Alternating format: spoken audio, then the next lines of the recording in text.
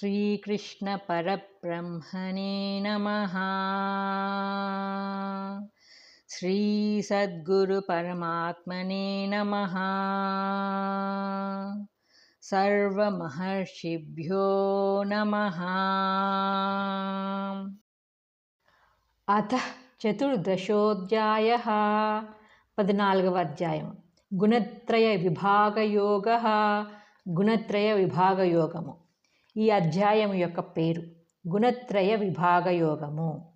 సత్వ రజస్తమో తమస్సులను 3 గుణములు, వాని స్వభావములు, అవి జీవుని ఏ ప్రకారము బంధించినవి, ఒక్కొక్క జీవుని ఎందరికి యందు అధికముగా ఉన్నప్పుడు ఆయా గుణములు లక్షణములు కలిగియుండునది, ఆయా గుణములు నాశ్రయించుండుట వలన జీవునకు ఏ ఏ ఫలితములు కలుగుచున్నది, ఆ గుణములు అన్నిటినీ దాటివేచినట్టి గుణాతీతుడకు జీవన్ముక్తుడు ఏ ప్రకారము ఉండునది, ఈ మున్నగు విషయములన్నీయు విశదముగా నిరూపింపబడిన అధ్యాయము కనుక దీనికి గుణత్రయ విభాగయోగము అను పేరు కలిగెను.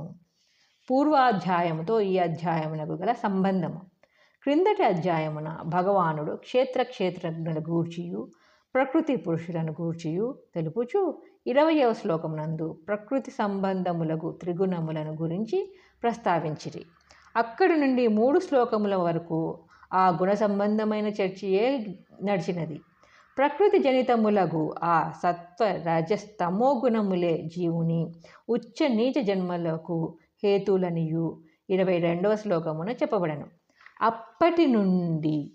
అప్పటి నుండి సహజముగానే శ్రోతకు ఆ గుణములను గూర్చిన వివరములు తెలుసుకొనవలెనని, అవి జీవుని ఎలాగున బంధించునో వాని నుండి విముక్తి పొందగల ఉపాయములేవియో ఎరుగవలెనని అభిలాష జనించును.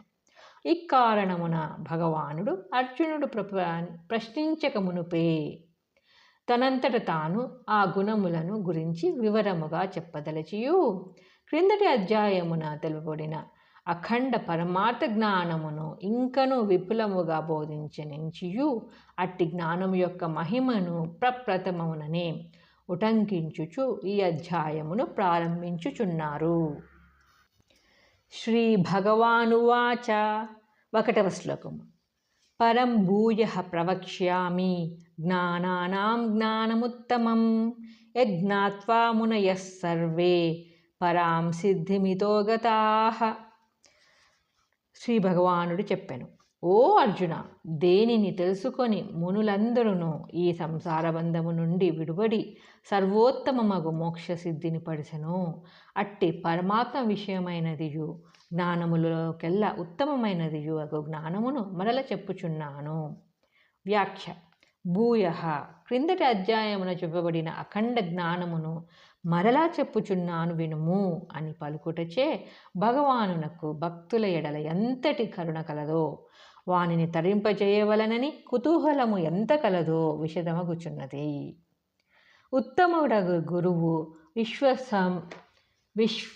విశ్వాసపాత్రుడగు శిష్యునకు మనస్సునకు ఎక్కుటకై ఒకే బోధను మరలా చెప్పుచుండును. వక్ష్యామి అని చెప్పక ప్రవక్ష్యామి లెస్సగా వచించుచున్నాను అని చెప్పుట వలన ఈ అధ్యాయమందు తెలుపబడిన విషయములు భగవంతుని దృష్టిలో ఎంత ముఖ్యమైనవో యోచించుకొనవచ్చును.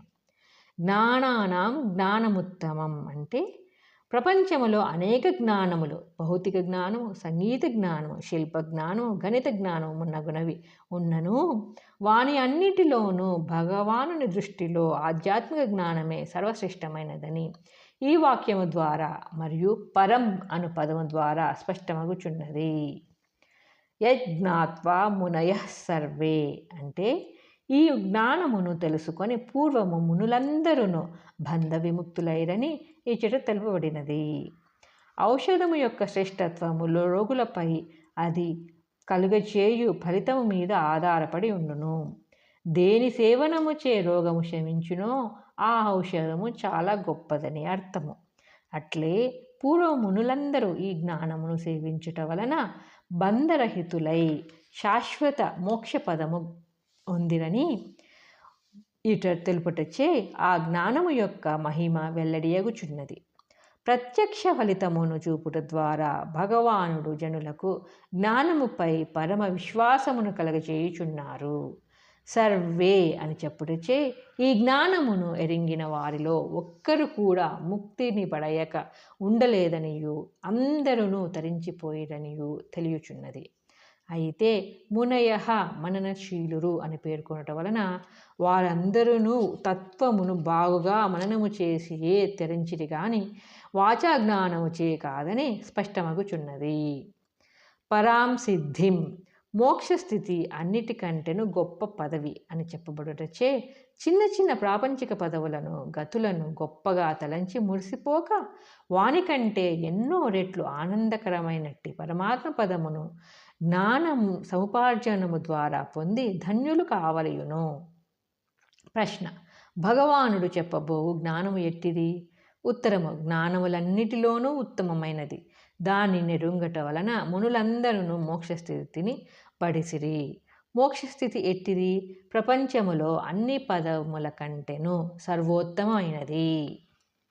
జ్ఞానము యొక్క మహిమను ఇంకను తెలియచెప్పుచున్నారు.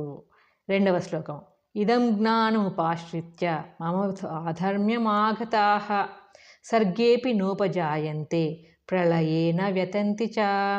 ఈ జ్ఞానమును ఆశ్రయించి జనులు నాతో ఐక్యము పొందిన వారై నా స్వరూపమును బడిసి సృష్టికాలమున జన్మింపరు, ప్రళయకాలమున నశింపరు, జనన మరణరహితులై పునరావృత్తి లేక ఉందురు అని భావము.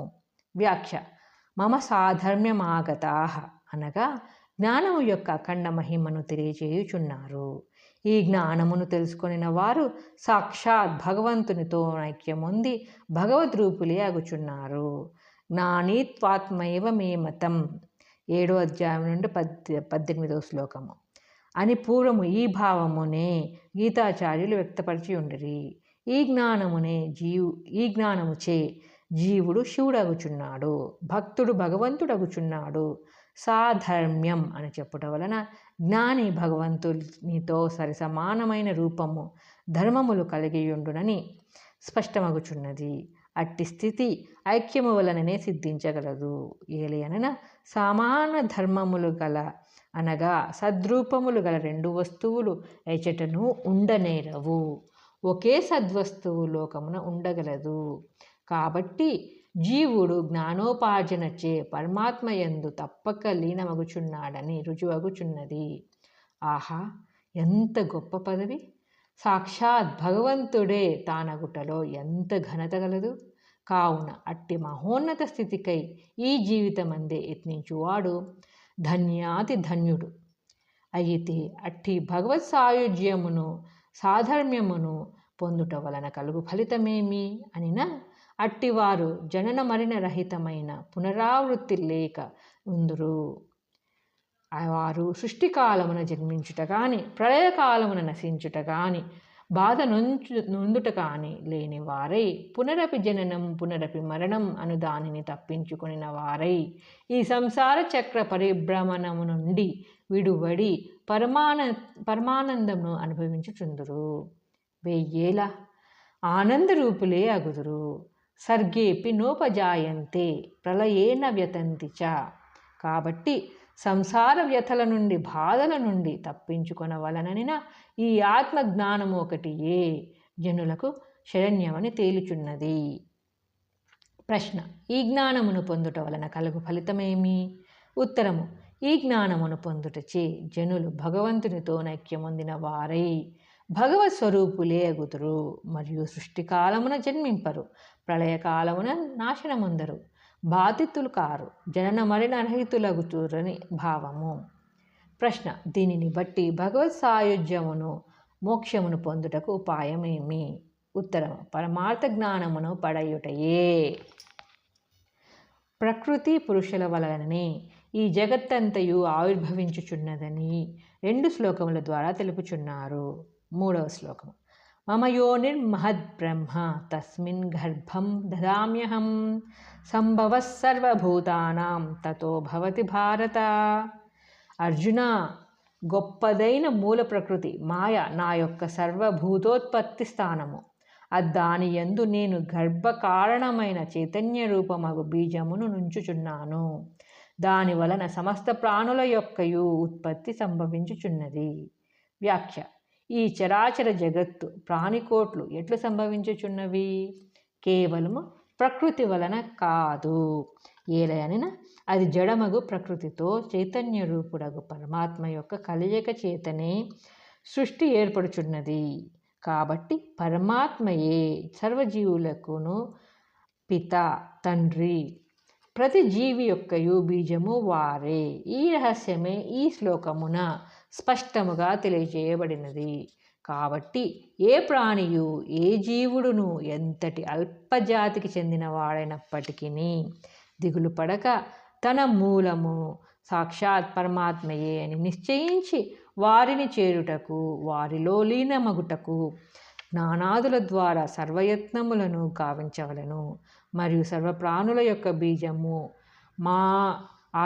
పరాత్పరుడే కావున ఏ ప్రాణిని చూచినను భగవద్భావము కలిగి జీవకారుణ్యము పరోపకార పారీణత కలిగి ఉండవలయను. ప్రశ్న: సర్వప్రాణులు ఏ ప్రకారము ఆవిర్భవించుచున్నవి? ఉత్తరము: ప్రకృతి పురుషుల యొక్క సంయోగము వలన. 4వ శ్లోకము: సర్వయోనిషు కౌంతేయ మూర్తయః సంభవంతి యాః తాసాం బ్రహ్మ మహద్యోని రహం బీజప్రదః పితా. అర్జున, దేవ మనుష్యాది సమస్త జాతులందును ఏ శరీరములు ఉద్భవించుచున్నవో వానికి మూల ప్రకృతి మాయయే మాతృస్థానము, తల్లి. నేను బీజము నుంచునట్టి తండ్రిని. వ్యాఖ్య: క్రిందటి శ్లోకము వలనే ఈ శ్లోకమును కూడా ప్రపంచమును గల సమస్త ప్రాణులు భగవత్ స్వరూపములే అని స్పష్టీకరించబడినది. వారికి ప్రకృతియే తల్లి, పరమాత్మయే తండ్రి.